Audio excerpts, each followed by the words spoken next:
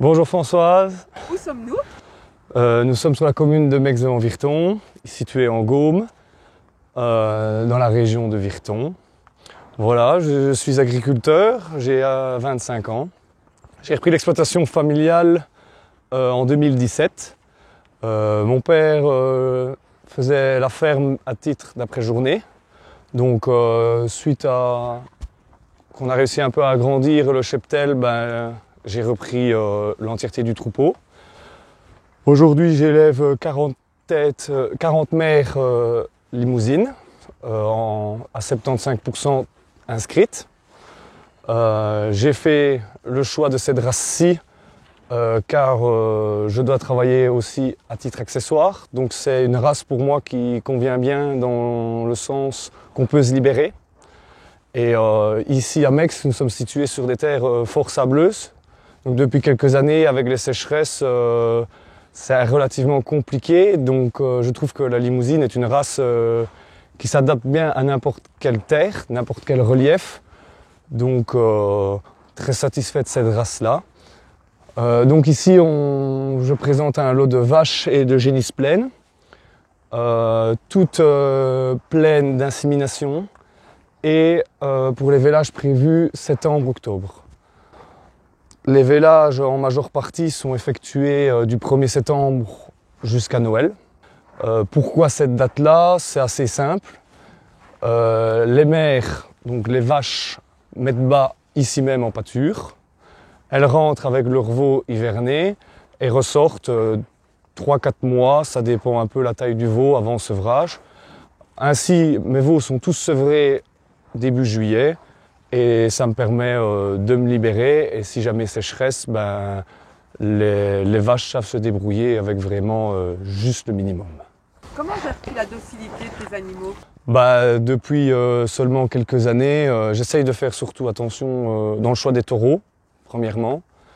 Et suite à une journée organisée avec le Airbook, avec la famille Souvigné, qui avait été faite chez Gérard Henry il y a 2 ans, toutes mes génisses sevrées sont attachées au minimum 2-3 jours à la corde, 3 fois 5 heures, 2 fois 8 heures, de manière un peu à les approcher, leur apprendre le respect à la corde.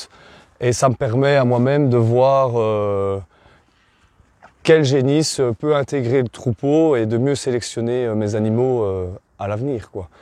Et ensuite, c'est beaucoup aussi, on attache d'importance au taureau. Quand le taureau a très bon caractère, généralement, les filles suivent.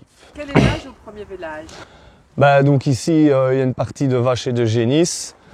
Comme j'ai dit précédemment, c'est important pour moi de véler pratiquement 100% de mes animaux à l'automne. Donc depuis quelques années, j'essaye de m'adapter à cela. Donc certaines génisses ont la chance de véler à 3 ans, d'autres vèlent aux alentours de 29-30 mois. On va parler de la reproduction et donc chez toi, est-ce que c'est plutôt l'insémination ou la monte naturelle? Sur la ferme, on fait les deux.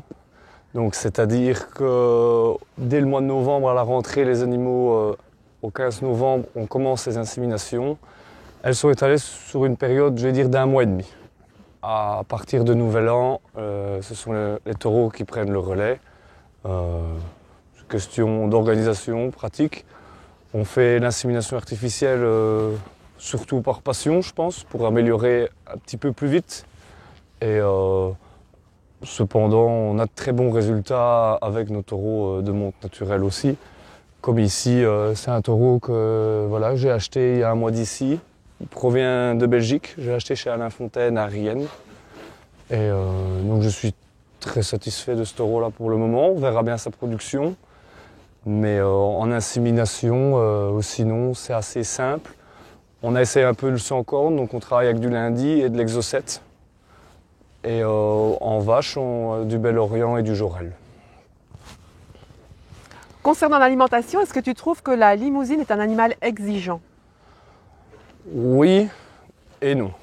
C'est-à-dire qu'on dit tous que c'est assez simple, mais c'est quand même une bête robuste qui dispose quand même d'une capacité d'ingestion importante. Donc il faut que ça soit rempli. Mais c'est vrai qu'avec des bons fourrages produits sur la ferme, on arrive à tenir nos vaches en état. Pas spécialement les graisser, mais pour tout ce qui est finition, on a recours à de la céréale achetée, pas produite, et ou un tourteau commerce finition, quoi. Quels sont tes débouchés?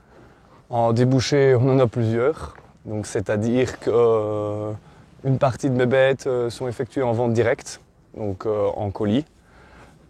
Une autre partie sont effectuées via un marchand, donc c'est-à-dire broutard, taurillon, et une partie des vaches est engraissée pour être commercialisée en bio. Tu n'as pas encore participé au concours, mais est-ce que c'est une envie? Oui.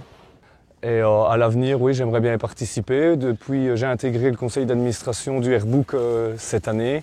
Donc maintenant, c'est un peu à moi, je pense, à sortir de chez moi pour me comparer un peu aux autres, participer et apprendre. Parce que toujours, n'importe où on va, on rencontre d'autres éleveurs de d'autres régions. Et ça permet d'échanger, de ne pas rester dans sa ferme et pouvoir discuter, quoi. Donc, Quels sont tes objectifs pour l'avenir? pour l'avenir, c'est assez simple. C'est continuer ma ferme de la manière que je la fais, en essayant de m'agrandir si j'en aurai les possibilités. Ou sinon, je continuerai à élever mes limousines, de façon que ce soit après journée ou à temps plein, mais j'aurai toujours des limousines. Eh bien, bon travail. Eh bien, merci à toi, Françoise.